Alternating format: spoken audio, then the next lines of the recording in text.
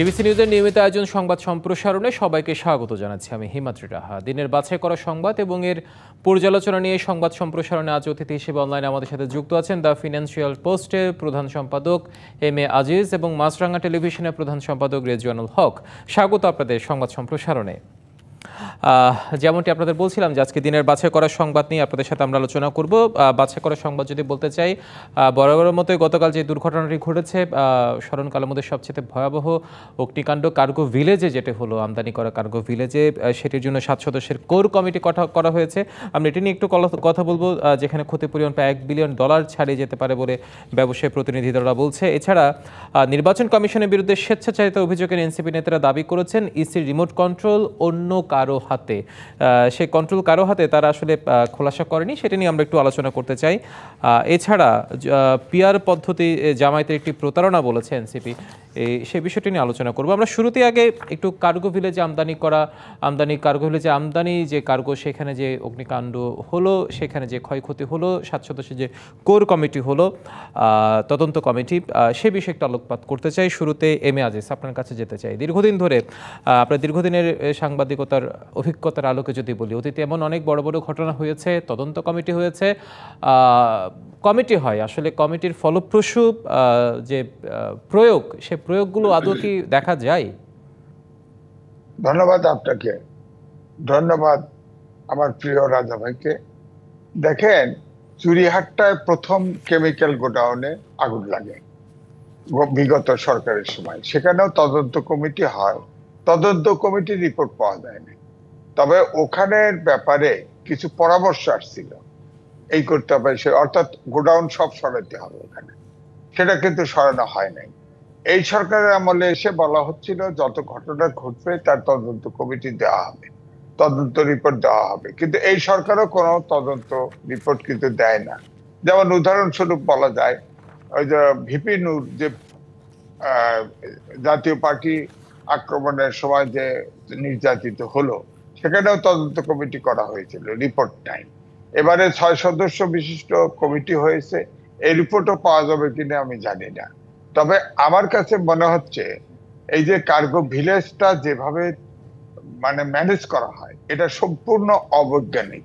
এখানে যদিও ষড়যন্ত্র তত্ত্ব খোঁজা হচ্ছে, কিন্তু আমার কাছে মনে হচ্ছে একটি কথা, যে আমাদের এই শাহজালাল বিমানবন্দর দিয়ে একটা জায়গা দিয়ে এক্সপোর্ট আইটেম দেয়, আর ইম্পোর্ট আইটেম সব কার্গো ভিলেজে যায়। এখানে কেমিক্যাল ছিল, এখানে গার্মেন্ট ছিল, অন্যান্য পণ্য, মেশিনারি, অন্যান্য পণ্য ছিল। একটি গোডাউনে কেন কেমিক্যাল থাকবে এবং অন্যান্য পণ্য থাকবে, এটা এক। 2 হলো, এই কার্গো ভিলেজে কিন্তু 4-5 দিন আগেই কিন্তু এটা ক্লিয়ারেন্স, জরিপ করে ক্লিয়ারেন্স দেওয়া হয়েছে, এটা ঠিক আছে। এখন আমার বক্তব্য হচ্ছে যে কার্গো ভিলেজে একদিকে দাহ্য পদার্থ রাখছেন, আবার কেমিক্যাল রাখছেন, অন্যান্য মেশিনারিজ রাখছেন, সবকিছু রাখছেন। আবার একটা আন্তর্জাতিক বিমানবন্দর, হাইড্রেট নাই, পানির ব্যবস্থা নেই। হ্যাঁ, আপনি চিন্তা করেন যে আপনার ওয়াসা ট্রাকে করে ট্রাকের লরি দিয়ে পানি নিচ্ছে, এটা কি সম্ভব নাকি? এবং আমরা দেখলাম 2:30টার সময় আগুন লেগেছে সেখানে, সন্ধ্যাবেলায় আগুন, 6 ঘন্টা আগুন লেগে আবার বলা হয় আগুন নিভানো হয়েছে, আসলে নিভানো হয় নাই, এটা আগুন পুড়ে ছাই হয়ে নিজে নিভে গেছে। 27 ঘন্টা সময় লেগেছে। হ্যাঁ, ও তো 6 ঘন্টায় আগুন নেমেছে, এবং আপনারা দেখেছেন, আপনারাই টেলিভিশনে দেখেছেন কি পরিমাণ আগুনের কুণ্ডুলি এবং ধোঁয়া। এই আগুন নিভানো যায় নাই, শেষ পর্যন্ত পানি পায় নাই, শেষ পর্যন্ত আগুন আপনি পুড়ে, কার্গো ভিলেজ পুড়ে ছাই হয়ে নিজে নিভে গেছে। এখন প্রশ্ন হচ্ছে যে এই যে ধরেন মিরপুরে হলো, আপনার চিটাগাং এ ইপিজেডে হলো, এখানে হলো, এখানে কিন্তু ম্যানেজমেন্ট ফেইলিওরটা প্রধান। এখন যদি এর ভিতরে ষড়যন্ত্র থেকে থাকে, তো সেটা তো তদন্ত কমিটি করেছে, এটা রিপোর্টটা বের করা উচিত, বিশ্বাসযোগ্য রিপোর্ট আসা উচিত। কারণ হচ্ছে আমার কাছে দৃশ্য মান্য হয়েছে, ধরেন মিরপুরে যেটা হয়েছে, সেখানে আপনি ছাদ দিয়ে মানুষ বের হওয়ার জায়গা নেই, ছাদের উপরে উঠবে সেই সুযোগও নাই, আগুন লেগেছে নিচে, তাহলে উপরে যাবে না।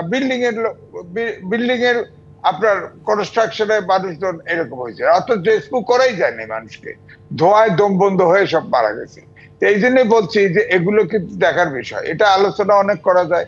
ঢাকা শহরের যে কোনো জায়গায় আগুন লাগলে ফায়ার ব্রিগেডের গাড়ি ঢোকার ব্যবস্থা নেই। এখন যে পশ এরিয়া গুলশান, বারানি, বাড়িধারা, সেখানেও সম্ভব না। যানজট থেকে শুরু করে সরু রাস্তা এমন হয়ে গেছে, হাই রেজ বিল্ডিং উঠে উঠে, আগে দোতলার উপরে পশ এরিয়াতে বিল্ডিং উঠতো না, এখন তো 10, 12, 15 তলা ওঠে, কত গাড়ি ঘোড়া। তো সুতরাং একটি আনপ্ল্যান্ড শহর, এই শহরে, আর বিশেষ করে ধরেন শাহজালাল বিমানবন্দর, সেটা তো আর শহরের মধ্যে না, সেটা তো কিছু আইসোলেটেড আছে, এবং এটা কেপিআই। কেপিআই এর এই অবস্থা যদি এইটা হয়, তাহলে আমাদের অবস্থা কি হবে বলেন? এই জন্য আমি বলছি যে এখানে ষড়যন্ত্র তত্ত্বটা আসছে, তো এটা আমার কাছে কিন্তু খুব একটা বিশ্বাসযোগ্য হয় না। কারণ আমি মনে করি এইটা টোটাল কেপিআই হিসেবে একটা ইনস্টলেশন যেভাবে প্রস্তুতি থাকা দরকার, সেটার অভাব ছিল, এটা বোঝাই যাচ্ছে। পানি, আগুন নির্বাপন, বললাম তো আপনাকে আগেই, সব দাহ্য পদার্থ থেকে শুরু করে সবকিছু এক গোডাউনে ঢুকাই দিছে, তারপরে পানি নেই, আগুন নিবারণের ব্যবস্থা নেই, গাড়ি যাইতে পারে না। এইসব আমার কাছে মনে হয়েছে কেপিআই হিসেবে একটা ইনস্টলেশনের যে প্রস্তুতি, যে ফ্যাসিলিটিস থাকা দরকার, তা নাই। হ্যাঁ, এই জন্য আমি মনে করবো যে এখানে তদন্ত কমিটি হয়েছে, রিপোর্ট দিক, কিন্তু আমার কাছে কোনো ষড়যন্ত্রের কাছে অনুমান হয় না। নিশ্চয়ই আপনার পর্যবেক্ষণ তুলে ধরেছেন। রেজানুল হক, আপনার কাছে ফিরতে চাই। যে বিষয়টি এতক্ষণ এম এ আজিজ বললেন, কিন্তু তার সাথে আরেকটি বিষয় যুক্ত করতে চাই। আসলে কমিটি করা হয়, কমিটি হয়তো প্রতিবেদন দেয়, সেই প্রতিবেদন আলুর মুখ কতটা দেখে সেটা আপনার দীর্ঘদিনের অভিজ্ঞতা, আপনি নিজেও ভালো করে জানেন। কিন্তু বিষয় হচ্ছে এই কেপিএ একটি এলাকা এবং সবচেয়ে গুরুত্বপূর্ণ একটি এলাকা, যেখানে পর্যাপ্ত অগ্নি নিরাপত্তা ব্যবস্থা ছিল না বলে দাবি করা হচ্ছে। এমন একটি জায়গায় অগ্নি নিরাপত্তা ব্যবস্থা না থাকা, অতীতে যে ঘটনাগুলো হয়েছে তার থেকে শিক্ষা না নিয়ে সেই বিষয়টি আসলে কতটুকু আসলে যৌক্তিক এবং বলে মনে হয় আপনার কাছে? না, যৌক্তিক যৌক্তিক বলার তো কোনো প্রশ্নই ওঠে না। এটা আজিজ ভাই এতক্ষণ যা বললেন, আমারও তাই মনে হয় যে এই যে কেপিআই যে শব্দটা আমরা বলি, কি পয়েন্ট ইনস্টলেশন, সরকার বিভিন্ন জায়গা, গুরুত্বপূর্ণ স্থাপনাকে কেপিআই ঘোষণা করে। কেপিআই ঘোষণা করার অর্থ হচ্ছে সেটার সর্বোত্তম সুরক্ষা নিশ্চিত করা। কিন্তু আমরা এই আগুন থেকে যেটা দেখলাম, এই যে আজিজ ভাই বলেছেন কথাটা, এবং আমিও প্রথম দিন কালকে শোনার পর থেকে আমার মাথায় কিছুতেই ঢুকছে না যে আপনি এই যে কার্গো ভিলেজে আপনি কেমিক্যাল কি করে থাকতে পারে, এটা কোনোভাবেই অ্যাকসেপ্টেবল না। এবং আমি মানে আমি আমি আমি বুঝে উঠতে পারলাম না যে, দেখেন এই কার্গো ভিলেজের পাশেই কিন্তু আমাদের বিমানবন্দরের মূল টার্মিনাল, যেটা তো মানে খুব বেশি দূরত্ব নাই। সবচেয়ে আপনি কাছাকাছি কেমিক্যাল দূরত্বে, ওখানে, টার্মার্কও খুব কাছাকাছি দূরত্বে, পুরো এরিয়াটা পুরো কাছাকাছি দূরত্বে সবকিছু এবং গুরুত্বপূর্ণ এবং ওই স্থাপনাগুলো। কার্গো ভিলেজের সামনে অনেক সময় এই এরোপ্লেন গুলি পার্ক করা থাকে বা ওখান থেকে পাস করে। আপনার কেমিক্যালের ড্রাম বলেন বা যেটাই বলেন, সেগুলো যদি একসঙ্গে কোথাও থাকে এবং সেখানে যদি আগুন লাগে, তাহলে সেটা কি হতে পারে সেটা তো একটা সাধারণ মানুষও বুঝতে পারে। কিন্তু কিপারস পয়েন্ট ইনস্টেশনের মতো একটা গুরুত্বপূর্ণ জায়গায় সেখানে কি করে কেমিক্যালের এগুলি স্টোর করে রাখা হয়। এখন বলা হচ্ছে, আমাদের উপদেষ্টা সাহেব দেখলাম বলেছেন যে এই যে ইম্পোর্টেড যে মালামালগুলি আসে, সেগুলোর জন্য রাখার জন্য অন্য কোথাও দূরে কোথাও একটা ওয়্যার হাউস করা হবে। তো এটা তো ডে ওয়ান থেকে হওয়া উচিত ছিল। আপনি কি করে মূল বিমানবন্দর টার্মিনাল ভবনের সঙ্গে কার্গো ভিলেজ থাকে, যেখানে এই ধরনের সেন্সিটিভ দাহ্য পদার্থ রাখা হয়, এটা তো এবং সেখানে দেখেন সেখানে আগুন লাগে, এবং আগুন লাগলে কি করণীয়, সেই যে ফায়ার ড্রিল যেটাকে আমরা শুনি বা বলা হয় বা মাঝে মধ্যে করাও হয় দেখি, তো কি রেজাল্টটা কি হলো? আজকে ওখানে একজন বলছিলেন আগুন লেগেছে ভেতরের সাইডে, মানে আপনার যেদিকে রানওয়ে সেই সাইডে, ক্যানোপি এরিয়ার আর উপর দিয়ে। আর আর হ্যাঁ, ক্যানোপি এরিয়া। আর ফায়ার সার্ভিসের গাড়ি আসার পরে পানি দিচ্ছে পিছন থেকে, যেখানে আগুন লাগে নাই। তো পাশ দিয়ে যে একটা রাস্তা ছিল ভিতরে যাওয়ার, সেই গেটটা ছিল বন্ধ। সেই গেটটা মানে অনুমতির জন্য অনুমতি না পেয়ে সেই গেট দিয়ে ফায়ার সার্ভিসের গাড়ি ঢুকতে পারে নাই। এই যে মিসম্যানেজমেন্ট, এটা কি কেপিআই এর মতো জায়গায় এই মিসম্যানেজমেন্ট হতে পারে? তো এটা অবিশ্বাস্য, এবং এটা চরম দায়িত্বহীনতা। আর তদন্ত কমিটি বা ঘটনার উদ্ঘাটন, আজিজ ভাই একটা ঘটনা বলতে বোধহয় ভুলে গেছেন, এই সরকারের আমলে হয়েছিল বাংলাদেশের সবচাইতে প্রশাসনের কেন্দ্রবিন্দু সচিবালয়। সচিবালয় যেটি সচিবালয়ে বলেছিল। হ্যাঁ, সচিবালয়ে আগুন লেগেছিল, এবং সে আগুন লাগার পরে কি তদন্ত হলো, কারা দোষী, কাদের বিরুদ্ধে ব্যবস্থা নেওয়া হয়েছে, কোনো কিছুই হয় নাই। তো মানে শুধুমাত্র কারণটা জানা গেছে, বিদ্যুৎ শর্ট সার্কিট থেকে আগুনটা লেগেছিল, কিন্তু কেন শর্ট লেগেছিল, সার্কিট, কারা এটা মানে ফায়ার এই সার্ভিস গাফিলতি বলছে, কাদের? তদন্তের রিপোর্ট নয়। এটা ফায়ার সার্ভিস বলছে, ফায়ার তদন্ত সার্ভিস রিপোর্ট বলেছে। নয়। এবং ওটা একটা রহস্যজনক আগুন ছিল। একটা ফ্লোরের এক কোণায় লেগেছে আগুন, মাঝখানে আবার আগুন লাগানো, আবার আর একটা কোণায় লেগেছে। তো এই সমস্ত বিষয়গুলির ঘটনা ঘটে, সঙ্গে সঙ্গে সারা নড়াচড়া শুরু করে সরকার, প্রশাসন, তদন্ত কমিটি হয়, আমরা এই করব ভবিষ্যতে, এটা আর হবে না, এরকম অনেক কথা আমরা মানে দেখতে দেখতে এখন মানে অভ্যস্ত হয়ে গেছে, এবং আমরা বলে দিতে পারি যে আলটিমেটলি কিছুই হবে না। তো এবং দেখেন 6 ঘন্টা বা 7 ঘন্টা ধরে আগুন জ্বললো এয়ারপোর্টের এরকম একটা জায়গায়, সে আগুন নেভাতে গিয়ে কত কষ্ট হইলো ফায়ার সার্ভিসের। এবং এই 6 ঘন্টার মধ্যে ওখানে যা যা ছিল মোটামুটি তার অনেকখানি ক্ষতি হয়েছে, $1 বিলিয়ন ক্ষতি হয়েছে যেটা বলা হচ্ছে। রেজানুল হক, এই যে আসলে বললেন যে কিছুই হবে না, এই যে কিছুই হবে না যে সংস্কৃতি, সেই সংস্কৃতি থেকে বেরিয়ে আসার আদৌ কোনো পথ আছে কিনা, মানে উপায় আছে কিনা, সেই বিষয়ে আপনার কাছ থেকে আরো জানতে চাইবো, তবে বিরতির পর। একটি বিরতির সময় হয়ে গেছে। দর্শক, সংবাদ সম্প্রসারণ একটি বিরতির সময় হয়েছে, সাথে থাকুন। বিরতির পর আবারও স্বাগত সংবাদ সম্প্রসারণ। আমাদের সাথে অনলাইনে যুক্ত আছেন দ্য ফিনান্সিয়াল পোস্টের প্রধান সম্পাদক এম এ আজিজ, মাছরাঙা টেলিভিশনের প্রধান সম্পাদক রেজানুল হক। আমরা বিরতির পর এম আজিজ আপনাকে দিয়ে শুরু করতে চাই। বিরতির আগে যেমনটি বলছিলেন রেজানুল হক, আসলে আমাদের এই যে কিছুই হবে না, কিছুই হবে না, এই বিষয়টি আসলে আমাদের মধ্যে একটা বোধের জায়গায় হয়তো শক্তপোক্ত অবস্থান নিয়ে নিয়েছে, যার কারণে হয়তো আমরা ধরে নিয়েছি আসলে এই ধরনের কোনো কিছুতে কিছুই হবে না। সেই জায়গা থেকে আসলে আমরা বের হতে পারছি না কেন? বের হতে পারছি না কারণ এই সরকার তো আসলে আমার কাছে মনে হয় কোনো কিছুর উপরে কন্ট্রোলিং নাই। তারা যে প্রতিশ্রুতি আগে দিয়েছিল যে ধরনের কোনো ঘটনা ঘটলে রিপোর্ট দিবে, এই যে আমার মনে ছিল না রেজানুল হক রাজা বললো সেক্রেটারিটা মারা গেছে, আর আগুন লেগেছে, সেখানে 2জন ছাত্র উপদেষ্টা ছিল, সেখানে তো রিপোর্টটা বের করা উচিত ছিল। ওইখানে আগুন লাগার কারণে সাংবাদিকদের সব অ্যাক্রিডিটেশন কার্ড বাতিল করা হয়েছিল। ওটা তো ঘটনা রিপোর্ট লাগবে তো। ধর আমার অ্যাক্রিডিটেশন কার্ড ছিল, আমাকে রিকোয়েস্ট করা হয়েছে না, আমি এটা পৃথিবীর ভিতরে বিরল যে সব সাংবাদিকের অ্যাক্রিডিটেশন কার্ড বাতিল হয়। আমি বলছি যে এই সরকার থাকা পর্যন্ত আমি কোনো অ্যাক্রিডিটেশন কার্ড নেব না। হ্যাঁ, পরিষ্কার। তো এই রিপোর্ট দিল না তো। সুতরাং এই রিপোর্টের ভিতরেও আপনি দেখবেন আমি যে অনুমান করছি হয়তো মিলতে পারে, তারপরেও কেন যেন রিপোর্ট দিবে না। হ্যাঁ, এটা এটা এখানে আমার মনে হয় এইখানেই হলো ম্যানেজমেন্ট বা অ্যাডমিনিস্ট্রেটিভ ফেইলার। এটা রিপোর্ট দিবে না কেন? এটা তো আগুন তো উপদেষ্টা যারা লাগায় নাই, আগুন তো ওইখানের ম্যানেজমেন্টের কারণে লাগছে, বা ওখানে ওই বললাম তো ওখানে ইনস্টলেশনটা পুরো সুবিধা নাই তাই আগুন লেগেছে। এটা রিপোর্ট দিলে কি সমস্যা?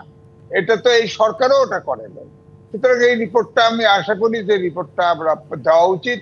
কারণ এই যে মানুষের মধ্যে যে ধারণা তৈরি হচ্ছে যে কোনো ঘটনা ঘটবে, তার তদন্ত কমিটি হবে, রিপোর্ট হবে না, এটার ব্রেক থ্রু হওয়া উচিত। এটা ব্রেক থ্রু আমরা আশা করবো যে রিপোর্ট আমরা পাবো। নিশ্চয়ই, আমরাও সেই প্রত্যাশা রাখি। আপনার কাছে আবারও ফিরবো আমরা। আমরা রেজানুল হক আপনার কাছে ফিরতে চাই। এবার একটু অন্যদিকে রাজনীতির মাঠে দৃষ্টি ফেরাতে চাই, যেটি জামায়াত ইসলামী তথাকথিত আনুপাতিক যে প্রতিনিধিত্ব বা পিয়ার আন্দোলন একটি পরিকল্পিত রাজনৈতিক প্রতারণা বলেছে আজকে যে এনসিপির আহ্বায়ক নাহিদ ইসলাম, এবং এও বলেছে যে জামায়াত ও এর মিত্ররা মূল এজেন্ডা থেকে ছিনিয়ে নিয়ে সেটাকে শুধু একটি কারিগরি পিয়ার ইস্যুতে মানে সীমিত করে ফেলে। বিভিন্ন ইস্যুতে তো তারা আন্দোলন বলেন বা রাজনৈতিক মতানৈক্য তাদের মধ্যে ছিল না, এবং তারা একইভাবে একই সারিতে আন্দোলন বা বৈষম্যের বিরুদ্ধে কাজ করেছিল। কিন্তু এই ধরনের মন্তব্য আসলে রাজনীতির মাঠে সাম্প্রতিক সময়ে কতটা প্রভাব ফেলতে পারে বলে মনে করছেন আপনি? না, প্রভাব মানে কি, কিছু বিষয় পরিষ্কার হয়েছে। যেমন ধরেন বাজারে একটা কথা চালু ছিল যে জামাত ইসলাম হচ্ছে এনসিপির মুরব্বী স্থানীয় একটা দল, তাদের সঙ্গে তাদের ঘনিষ্ঠতা ছিল, খাতির ছিল। একজন জামাত নেতা আমাকে একদিন বলেছিলেন যে এনসিপির লিডাররা তার বাসায় যাতায়াত করে। তো এবং এনসিপির দাবি এবং জামাতের দাবি কাছাকাছি ছিল, অনেকটা মিল ছিল। এক অভিন্ন তো ছিল মনে নাকি? হচ্ছে, হ্যাঁ, মনে হচ্ছিল যে জামাতের নেতৃত্বে একটা জোট হবে, সেই জোটে এনসিপিও থাকতে পারে। ইভেন মাঝখানে একটা কথা তো শোনাও গিয়েছিল যে যে দাবিতে জামাত এবং আরো কয়েকটা দল আন্দোলন করছে, সেই সেই আন্দোলনে এনসিপির নামও ছিল। পরবর্তীকালে এনসিপি বলেছে না, আমরা এই আন্দোলনে নাই। আমার কাছে যেটা মনে হয় যে জামাত জামাত এনসিপি মনে করে যে জামাত বিশ্বাসঘাতকতা করেছে। কারণ যেটা বললাম এতক্ষণ, যে জামাত এবং এনসিপির মতামত অনেকখানি কাছাকাছি ছিল, কিন্তু এনসিপি যখন এই জুলাই সনদ সই করার ব্যাপারে যে শক্ত অবস্থান নিল এবং তারা এটা বয়কট করলো অনুষ্ঠান, তারা গেল না এবং সই করলো না, এটি তারা হয়তো জামাতের কাছেও আশা করেছিল যে জামাতও হয়তো এ ধরনের একটা স্ট্যান্ড নেবে। কারণ জামাতে বলেছিল যে পিআর পদ্ধতিতে নির্বাচন দিতে হবে। এবং তারপরে আপনার জামায়াতও শেষ সকাল পর্যন্ত কিন্তু ওয়েট এন্ড সি সিচুয়েশনে ছিল। রাইট। এবং আইনি ভিত্তি দিতে হবে, নাইলে আমরা এখানে যাব কি যাব না আমাদের বিবেচনা করতে হবে। অনেকখানি এনসিপির লাইনের কাছাকাছি ছিল, কিন্তু ফাইনালি গিয়ে দেখা গেল যে জামাত শিখে গিয়েছে এবং সইও করেছে। ওখানে তারা হাসি সই করেছে। এইটা এনসিপি আমার মনে হয় যে তারা আশা করেনি, এবং জামাতকে জামাতের স্বরূপটা তারা বুঝতে পেরেছে। তারা তাদের নেতাদের কথায় যেটা বুঝি, আপনার অনেক সময় ইনফর্মাল কথাবার্তা তো মাঝে মধ্যে আমাদের বলতে হয়, তো তারা এতটাই শক্ট হয়েছে জামাতের এই বিহেভিয়ারে, এবং রাজনৈতিক যে প্রতারণা কারণে শব্দটা ব্যবহৃত হয়েছে প্রথমবারের মতো। এবং এবং আমার রাইট, প্রতারণা বলেছে, এবং এই প্রতারণাটা আসলে এনসিপির সঙ্গেও জামাত করেছে। এটা তারা হয়তো সরাসরি বলে নাই, কিন্তু প্রতারণা জাতির সঙ্গে করেছে বলেছে। রাজনৈতিক প্রতারণা, এটা জামাতের কাছ থেকে এনসিপি প্রতারিত হয়েছে। এইটার কারণেই এরকম একটা স্ট্রং, মানে জামাতের ব্যাপারে এনসিপির এই ধরনের একটা স্টেটমেন্ট স্বয়ং এনসিপির আহ্বায়কের কাছ থেকে আসছে। এটা আসলে খুবই মানে একটা বিস্ময়কর একটা ব্যাপার। মানে এনসিপি কতখানি মানে ধোঁকা খেয়েছে বা ধাক্কা খেয়েছে জামাতের কাছ থেকে, এটার একটা রিফ্লেকশন এই স্টেটমেন্টের মধ্য দিয়ে হয়েছে। এবং এইটার কারণে পলিটিক্যাল যে আপনার যে রাজনৈতিক সমীকরণ, সমীকরণটাও ধীরে ধীরে স্পষ্ট হয়ে উঠছে যে জামাতের সঙ্গে এনসিপির আর কোনো সম্পর্কই থাকছে না। এখন এনসিপি ফাইনালি কি করবে? বিএনপির ভারপ্রাপ্ত চেয়ারম্যান তারেক রহমান তো রিসেন্টলি ইন্টারভিউ দিয়ে বলেছেন যে তিনি আগামী সরকারে আহ, সব দলকেই মানে এবং সরাসরি তিনি বলেছেন যে এনসিপি সহ সবাইকে নিয়ে তিনি সরকার গঠন করতে চান। তার মানে ওই দিকেও একটা পলিটিক্যাল আপনার মেরুকরণ হচ্ছে। তো এটাই হচ্ছে একটা পরিষ্কার হলো এই স্টেটমেন্টের মধ্য দিয়ে যে আমাদের সঙ্গে এনসিপির সম্পর্কটা কোথায় গিয়ে ঠেকেছে। নিশ্চয়ই, অর্থাৎ অনেকটা বিষয় পরিষ্কার হয়েছে তাদের এই মানে বক্তব্যের প্রেক্ষিতে। এম আজিজ, আপনার কাছে যে বিষয়টি এবার জানতে চাই সেটা হচ্ছে জুলাই সনদ বাস্তবায়ন, গণভোট ও পিআর পদ্ধতির দাবিতে কর্মসূচির ঘোষণা করেছে জামায়াত ইসলামী, ইসলামী আন্দোলন, খেলাফত মজলিস এবং বাংলাদেশ খেলাফত মজলিস সহ সমমনা কয়েকটি রাজনৈতিক দল। কিন্তু জামাত বলেছে আবার এই আন্দোলনের প্রভাব পড়বে না আগামী নির্বাচনে। কিন্তু আন্দোলনও যদি হয়, সেটা প্রভাবেই যদি না থাকে, তাহলে আন্দোলনের আসলে সারমর্মটা কি? আসলে যেটা জনশ্রুতি আছে, জামাত নিরপেক্ষ স্বতন্ত্রভাবে আগে নির্বাচন করেছিল ওয়েস্টমিনস্টার সিস্টেমে। একবার একটি সিট, আর একবার 3টি সিট পেয়েছিল। তো যদি পিআর সিস্টেমে যায়, তারা প্রত্যেকটি আসনে ভোট আছে, কোথাও 20,000, 30,000, 40,000, 50,000, তাহলে তাদের সিট সংখ্যা বাড়বে, পার্লামেন্টের সিট সংখ্যা বাড়বে। এর থেকেই কিন্তু তারা পিআর সিস্টেমের দাবি করেছে। আপনি খেয়াল করে দেখেন, তারা 300 আসনে প্রার্থী দিয়ে ফেলেছে। তখন কিন্তু চিন্তা করে নাই, তারা তখন চিন্তা মাথায় ছিলই না। হ্যাঁ, পরে যখন ঐক্যমত্য কমিশনে কেউ কেউ এটা উত্থাপিত করেছে, যেমন ইসলামিক আন্দোলন বাংলাদেশ, তারা কিন্তু পিআর সিস্টেমের কথা আগেই বলেছে, 111 সরকারের সময়ই বলেছে। আর জামাতের প্রফেসর গোলাম আজম কিন্তু পিআর সিস্টেমে বই লিখেছিল। তো সেখানে পিআর সিস্টেমের দাবি তারা হয়তো জামাত চিন্তাও করে নাই যে আগের সিস্টেমে নির্বাচন হবে। তারা 300 সিটে প্রার্থী দিয়ে ফেলেছে। প্রার্থীরা এমনও জানি যে প্রত্যেকটি সেন্টারে তাদের এজেন্টও ঠিক করে ফেলেছে। তো এই প্রার্থী দেওয়ার পরে পিআর সিস্টেমে হঠাৎ করে আলোচনা হচ্ছে, আলোচনার বাসপথে আপনার চলে গেল, যা রাজপথে চলে গেল। তো এই আন্দোলনে আমার কাছে মনে হয় আগের চাইতে জামাত ইসলামের ইমেজ কিন্তু ক্ষুণ্ণ হয়েছে। সেই সাথে এনসিপির সাথে যেটা বলা হয়েছে, রেজানুল হক রাজাও বলেছে, প্রত্যেকটা প্রোগ্রামে কিন্তু জামাত এবং এনসিপির কিন্তু ভূমিকা আইডেন্টিক্যাল ছিল, একই সম্পূরক ছিল। যার ফলে বলা হতো যে জামাতের কথায় এনসিপি চলে। এইবারে প্রতারিত হলো এনসিপি।